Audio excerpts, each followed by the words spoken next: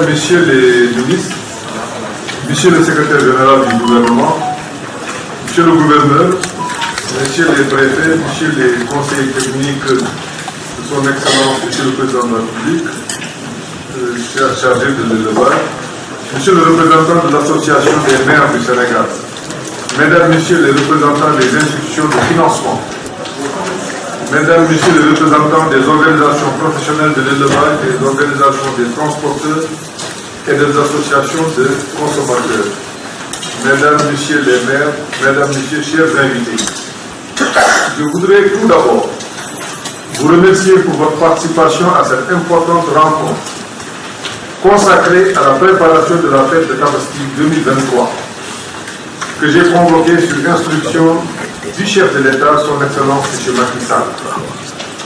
Comme vous le savez, le président de la République accorde chaque année une grande importance à l'organisation parfaite de cet événement religieux majeur pour notre pays qui sera célébré vers le 29 juin 2023. C'est pourquoi il a demandé que toutes les dispositions soient prises pour un approvisionnement correct du marché national en moutons de Tabaski en vue de la satisfaction de la demande des consommateurs en bélier accessible et répondant aux critères prescrits par la religion musulmane. À l'analyse des résultats probants enregistrés en termes d'approvisionnement du marché, il a fortement apprécié le travail remarquable accompli par l'ensemble des acteurs de l'édition 2022.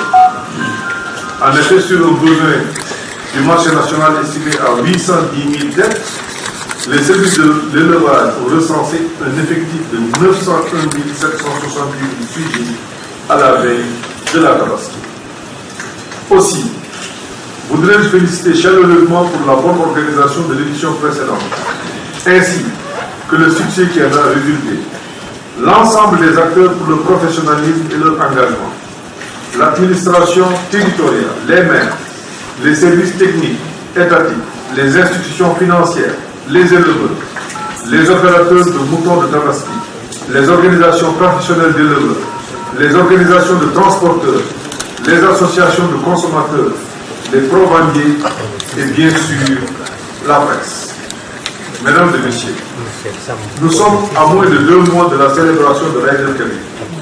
Aussi, je fais appel à votre grande expérience et votre expertise avérée dans l'organisation de cet événement de haute portée pour notre pays, pour satisfaire la demande en bélier, l'objectif de 810 000 têtes présentées à niveau au niveau des marchés, dont près de 260 000 pour la sous-région de Dakar. Aussi, si chacun de nous, comme dans le passé, joue sa participation dans la mise en œuvre des activités prévues dans le plan d'action, je ne doute pas un seul instant de l'atteinte de cet objectif d'approvisionnement ainsi que la réussite totale de l'organisation au grand bonheur des fidèles. À ce propos, je voudrais tout juste rappeler ces justes points essentiels pour assurer un bon approvisionnement du marché national. La mobilisation de la production locale qui est relativement importante. La mise à disposition rapide du financement aux opérateurs.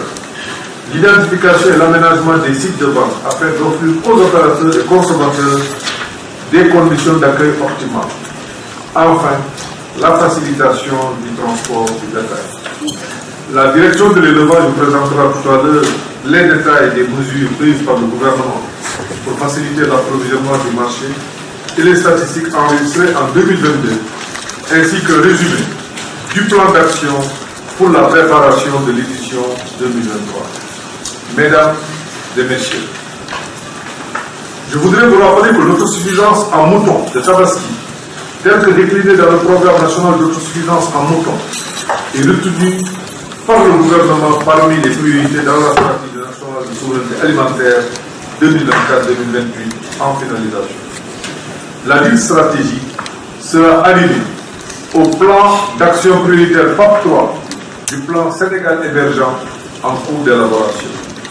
Déjà, plusieurs actions sont entreprises sur le terrain à travers la mise en œuvre des projets de développement de l'élevage et de l'initiative des maires pour l'autosuffisance en moutons.